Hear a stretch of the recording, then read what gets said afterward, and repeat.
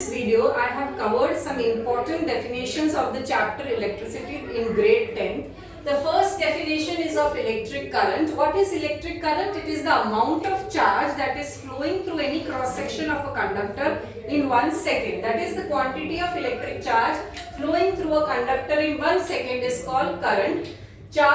Electric current is denoted by I. It is charge upon time. Charge ka unit is coulomb, time ka unit is second, so its unit is coulomb per second. But since its definition was given by scientist Andre Ampere, its SI unit is taken as ampere, that is A. Next definition is electric potential. It is the amount of work done to bring the charge in the electric field, that is to bring a unit positive charge in the electric field, which is given by V, that is work done upon charge.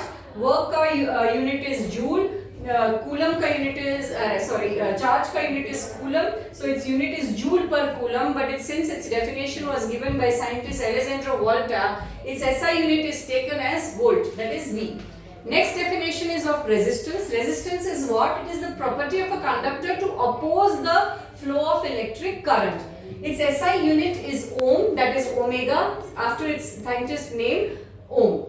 Next definition is of electric power. It is work done per unit time. How much work we are doing in unit time, that is equal to electric power, which is equal to work done upon time. Work ka unit is joule, time ka unit is second, so it is joule per second. But since its definition was given by scientist James Watt, its SI unit is watt. So 1 watt is equal to 1 joule per second. Thank you.